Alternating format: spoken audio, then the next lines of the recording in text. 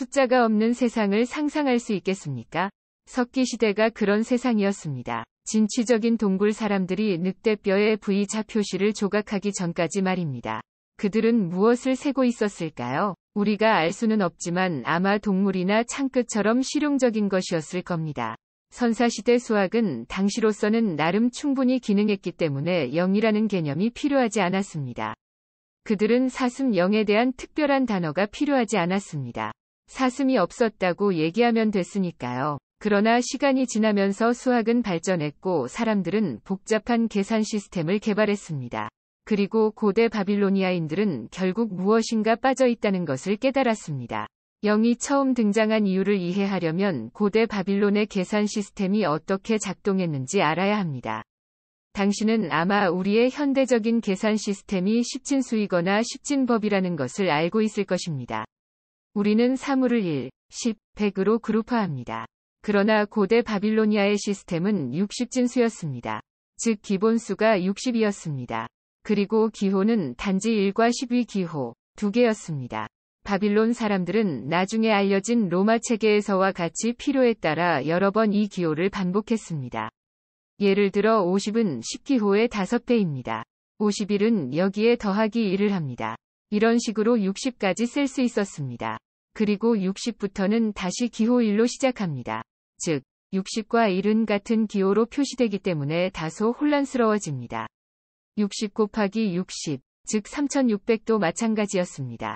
애매하게 들린다고 생각한다면 맞습니다. 특히 61과 3601 같은 수에 대해서는 더욱 애매했습니다. 둘 다 1기호 2개를 나란히 표시하니까요. 그렇다면 어떻게 그들을 구별할 수 있을까요? 결국 바빌론 사람들은 해결책을 찾았습니다. 그것이 바로 0입니다. 3601을 쓰기 위해 그들은 2개의 1기호 사이에 이 완전히 새로운 기호를 썼습니다. 이것은 첫 번째 숫자가 60이 아니라 한 단계 더 높다는 것을 분명히 했습니다. 이것이 0의 탄생입니다. 그러나 이것은 현대의 0과는 달랐습니다. 사실 그것은 부재를 나타내는 자리 표시자에 불과했습니다. 0의 특이하고 신비로운 속성이 완전히 드러난 것은 그보다 훨씬 나중이었습니다. 많은 고대 문명에서 숫자는 단지 땅을 세고 나누는 도구에 불과했습니다. 그러나 고대 그리스인들에게 숫자는 완전한 철학이었습니다. 피타고라스와 같은 수학자이자 철학자는 모든 모양에서 숫자의 조화를 보았습니다. 이러한 고대 그리스인들은 0을 전혀 인정하지 않았습니다. 아리스토텔레스는 단지 인간의 상상의 산물이라면서 0은 존재하지 않는다고 선언했습니다. 그리고 그의 많은 견해와 같이 이 주장도 수세기에 걸쳐 퍼졌습니다. 어쨌든 고대 그리스의 통념은 0이 존재하지 않는다는 것이었습니다. 이때 한 철학자 제논이 이러한 통념의 의문을 제기하는 역설을 고안했습니다. 위대한 운동선수 아킬레스가 거북이와 경주하고 있다고 상상해 봅시다. 거북이는 아킬레스보다 한 발 먼저 출발했습니다. 아킬레스는 거북이를 따라잡고 이길 수 있을까요? 아킬레스는 거북이에게 유리했던 1피트를 1초 만에 따라잡을 수 있습니다. 그러나 그러는 동안 거북이도 조금 더 앞으로 나아갑니다. 그러면 아킬레스는 다시 1초도 안 되는 시간에 거북이가 새로 도달한 지점에 도착합니다. 하지만 이때도 거북이는 다시 한 걸음 앞서 있습니다. 이러한 과정이 무한대로 이어집니다. 아킬레스가 거북이의 위치를 따라잡을 때마다 거북이는 이미 앞으로 이동해 있습니다. 그들 사이의 간격은 점점 작아지지만 아킬레스는 결코 거북이가 도달하는 지점에 동시에 도달할 수 없습니다. 맞나요? 우리 모두는 실제로 아킬레스가 거북이를 따라잡을 것이라는 사실을 알고 있습니다. 아킬레스와 거북이의 격차는 0이라는 한계가 있기 때문입니다. 물론 그 격차가 점점 더 작아지는 무한한 수의 단계가 필요하지만 결국에는 0에 도달합니다. 그러나 그리스 수학 체계는 제논의 역설을 설명할 수 없었습니다. 0을 인정하지 않았기 때문입니다. 아리스토텔레스에 따르면 0과 무한 때는 존재하지 않았습니다. 모든 것이 유한해야 했습니다. 우주 바깥에는 또 다른 구가 있어 우주를 한정해야 했습니다. 시간 또한 유한했습니다. 즉, 먼 과거의 어느 한 시점에서 시작되어야 했습니다. 이것이 그들의 신념 체계의 기반이었습니다. 그러나 시간이 시작되기 전에는 무슨 일이 있었을까요? 대답은 아무것도 없는 0이거나 시작점이 없는 무한대입니다. 즉, 영과 무한대의 존재를 부정하는 것은 이치에 맞지 않습니다. 그러나 그러한 생각은 아리스토텔레스의 막강한 영향 아래 고대 그리스와 중세 서구에 퍼져 있었습니다. 고대 인도에서는 무한대나 영에 대해 두려워할 것이 없었습니다. 영을 거부했던 고대 그리스인들과 달리 고대 인도인들은 우주가 무의 공허에서 창조되었으며 무한하다고 믿었고, 이는 인도 신앙 체계의 핵심이었습니다. 고대 인도 수학자들은 일찌감치 영이 숫자의 자리를 차지할 자격이 있다는 것을 깨달았습니다. 그리고 그 깨달음으로 다양한 분야에서 발전을 이룰 수 있었습니다. 고대 그리스와 인도의 또 다른 중요한 차이점은 기하학에 관한 것입니다. 그리스인에게 기하학은 수학의 핵심이었습니다. 숫자는 본질적으로 비율과 모양을 나타냅니다. 그러나 인도의 수학자들은 추상적인 용어로서 숫자를 생각했습니다. 예를 들어 2-3은 무엇인가? 라는 질문은 고대 그리스인들에게 이해가 되지 않는 질문이었습니다. 2에이커의 밭이 있다면 3에이커를 뺄 수 없습니다. 그러나 숫자가 실제하는 무엇을 나타내는 것이 아닌 추상적인 개념이라면 그저 방정식을 풀면 됩니다. 그렇게 -1이라는 답을 얻을 수 있습니다. 고대 인도인은 숫자 체계의 음수와 0을 포함하게 되어 기뻤습니다. 0은 긍정적인 것과 부정적인 것 사이에서 깔끔하게 균형을 맞춥니다. 그러나 그들도 조금 이상하다고 여기는 부분이 있었습니다. 어떤 수든 0을 곱하면 다시 0이 됩니다. 나눗셈에 대해서는 그저 혼란입니다. 1에 0이 몇 개 있단 말입니까? 12세기 인도 수학자 바스카라는 그 문제의 답이 무한대라는 것을 깨달았습니다. 추가로 무한대에도 특이한 속성이 있습니다. 즉, 무한대의 숫자를 더하거나 뺄 수 있지만 결과는 정확히 동일하게 유지됩니다. 이러한 수학적 발전이 무슬림, 유대교, 기독교 사상가들에게 도달했을 때 그것은 대단한 일이 되었습니다. 단지 영과 무한대의 특이한 속성 때문만은 아닙니다. 새 종교는 아리스토텔레스의 영향을 많이 받았기 때문에 이러한 새로운 개념은 그들의 세계관에 도전적이었습니다. 그러나 결과적으로 새 종교 모두 영과 무한대를 받아들였습니다. 기독교인들은 영을 받아들인 마지막 사람들이었습니다. 그들에게 영을 받아들이게 만든 것은 상업적인 압력이었습니다. 이탈리아 상인들은 아랍 숫자 체계로 알려진 현대 십진 계산법이 교회에서 요구하는 로마 숫자 체계보다 훨씬 사용하기 편하다는 것을 깨달았습니다. 그 아랍 체계에 0을 나타내는 숫자가 포함되어 있었던 것입니다. 이렇게 중세시대에 0은 서구의 숫자 체계에 스며들게 되었습니다. 그러나 0은 여전히 의심되는 취급을 받았습니다. 심지어 가장 수학적으로 사고하는 사람들에게조차 말입니다. 데카르트는 1596년에 태어났습니다. 피타고라스를 비롯한 그 이전의 많은 위대한 사상가와 마찬가지로 그는 수학자이자 철학자였습니다. 그러나 그도 영의 개념을 완전히 수용하지는 않았습니다. 데카르트는 그의 이름을 따서 데카르트 좌표계, 즉 우리가 고등학교에서 배운 X 및 Y 축으로 이루어진 좌표계를 만들었습니다. 이 두 축은 필요에 따라 왼쪽 하단 모서리에 0이 있습니다. 만약 1로 시작한다면 곧 오류로 끝날 것입니다. 이 강력하고 새로운 좌표계는 수학적 발전에 있어 완전히 새로운 세계를 열었습니다. 그러나 데카르트는 항상 0 자체가 실제로 존재하지는 않는다고 주장했습니다. 0의 존재를 부정했던 아리스토텔레스의 가르침에 따라 자라온 그에게 0은 받아들이기엔 너무 멀리 있었던 것입니다. 그러나 조금 더 대담해진 후대의 수학자들은 놀라운 결과를 얻었습니다. 당신은 아마 학교에서 배웠던 미적분학을 기억할 것입니다. 이 미적분학이 영과 무한대에 얼마나 밀접하게 연관되어 있는지는 기억하지 못할 수도 있습니다. 따라서 몇 가지 기본 사항을 살펴보겠습니다. 데카르트 좌표계에 곡선을 그린다고 가정해 보겠습니다. 그 아래 면적은 어떻게 계산할 수 있을까요? 곡선 아래에 가능한 한 많은 영역을 덮는 직사각형을 하나 그리는 것으로 시작할 수 있습니다. 좋은 시도이지만 정확하지는 않습니다. 직사각형이 곡선에 잘 맞지 않아 빈 부분이 생길 것입니다. 정답에 더 가까우려면 하나가 아니라 두 개의 작은 직사각형을 그려넣는 게 낫습니다. 그렇게 하면 더 많은 면적을 덮을 수 있습니다. 세 개의 직사각형은 더욱 정답에 가깝겠지요.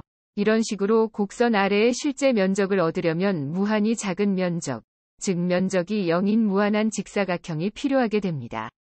말도 안 되는 소리로 들릴지 모르지만 이상한 점은 이것이 작동한다는 것입니다. 수학자 뉴턴과 라이프니츠는 이것을 거의 동시에 깨닫고 미적분 시스템을 개발했습니다. 이 미적분 시스템을 통해 우리는 수학적으로 면적을 계산할 수 있게 되었습니다. 비록 0과 무한대 근처에 특이한 수를 끌어들인 것처럼 보이지만 말입니다. 사람들은 이것이 이론적으로 문제가 된다고 생각했습니다.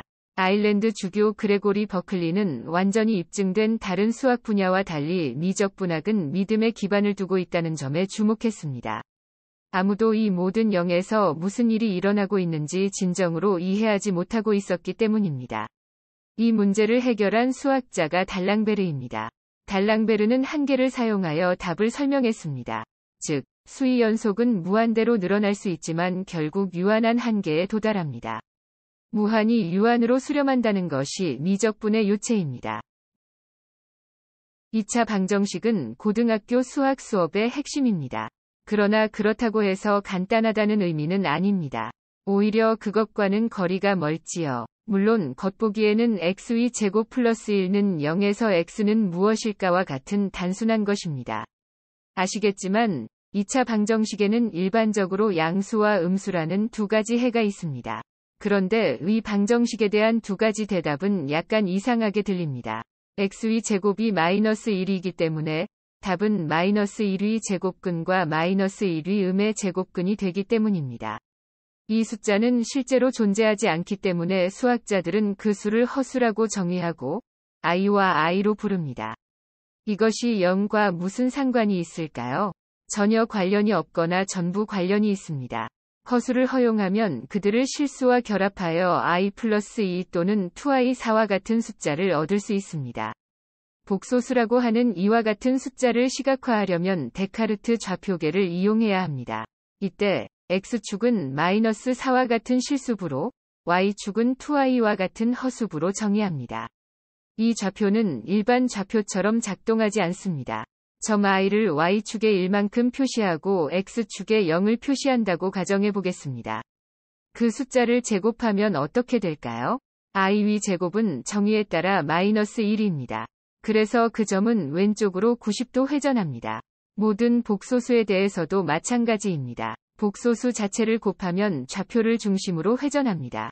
이 시점에서 2차원 좌표는 상당히 복잡해집니다. 따라서 수학자 리만은 이러한 수는 구체에 시각화하는 것이 더 합리적이라는 것을 깨달았습니다.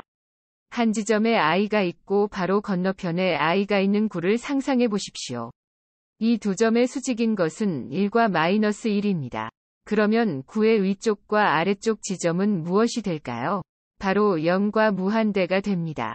즉, 복소수를 사용하는 수학의 낯선 논리는 0과 무한대가 1과 마이너스 1처럼 동일하고 반대 극이라는 것을 보여줍니다. 리만 구를 사용하면 이전에 문제가 있었던 몇 가지 방정식을 더 쉽게 이해할 수 있습니다. 예를 들어 y는 1, x를 봅시다. 2차원에서는 지저분해 보입니다. x가 0에 가까워짐에 따라 곡선은 무한대를 따라 그림 밖으로 나가기 때문이죠. 그러나 구에서는 완벽하게 이해가 됩니다. 곡선은 가장 높은 지점에 도달하기만 하면 됩니다. 이것은 모두 이론적으로 들릴 수 있습니다. 그러나 0과 무한대는 수학뿐만 아니라 물리학에서도 주류를 이룸으로써 현실 세계와 밀접한 관련을 갖습니다. 사실 0과 무한대는 굉장히 현실적이어서 모든 중요한 현실 세계에서 그 존재를 느낄 수 있습니다. 또한 0과 무한대는 지난 100여 년 동안 물리학에서 이루어진 많은 발전을 뒷받침합니다.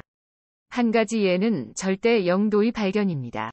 1850년대에 물리학자 켈빈 경은 물체의 온도를 섭씨 마이너스 273도 이하로 낮추는 것은 불가능하다는 것을 발견했습니다. 즉, 그는 절대 영도를 발견한 것입니다. 사실 절대 영도에 도달하는 것은 불가능합니다. 절대 영도는 기체의 에너지가 전혀 없을 때 도달하는 상태이기 때문입니다. 물질을 다시 데우고 에너지를 방출하는 입자가 항상 존재하기 때문에 에너지는 0이 될 수 없습니다. 그럼에도 절대 영도는 실제로 한계로서 자연 세계에 존재합니다. 물리학의 또 다른 0은 아인슈타인의 연구로 밝혀진 블랙홀입니다. 아인슈타인의 이론은 깊은 우주에서 발생하는 흥미로우면서도 걱정스러운 현상을 설명하는 데 도움이 되었습니다. 무거운 별이 죽으면 중력이 너무 강해 스스로 무너지고 점점 작아지다가 결국 공간을 차지하지 않게 됩니다. 그러나 공간을 전혀 차지하지 않음에도 불구하고 여전히 질량이 있습니다. 그리고 블랙홀이라는 이름의 그 부조리한 조합은 시공간 자체의 곡선을 만들어 접근하는 모든 것을 빨아들입니다. 물리학의 다른 발전은 0과 또 다른 형태의 관계를 가지고 있습니다. 예를 들어, 끈 이론은 0을 허용하지 않는 특이한 조치를 취하지만 수천 년 전이 아리스토텔레스와 같은 방식은 아닙니다. 끈 이론에 따르면 우주는 10차원 또는 11차원으로 존재하므로 다른 차원을 모두 고려하면 우리에게 0으로 보이는 것이 실제로는 0이 아닐 수도 있습니다. 이 이론은 우주에 대한 특정 불가사의한 특징을 설명하는 데 도움이 되지만, 일부 과학자는 이것이 실험을 통해 증명할 수 없기 때문에 진정한 과학이라기보다는 철학에 가깝다고 주장합니다. 다시 말하지만, 0과 철학은 항상 밀접한 관련이 있었습니다. 빅뱅이나 또 다른 0으로 표현될 수 있는 시간의 시작부터 우주의 종말에 이르기까지 0은 항상 신비한 공허의 힘을 발휘했습니다. 시인이자 철학자인 루크레티우스는 무에서 창조될 수 있는 것은 없다고 말했습니다. 그 어떤 것도 이상하거나 신비주의적인 속성을 가지고 있지는 않습니다. 우리는 오늘날에도 여전히 그러한 것들을 발견하고 있습니다.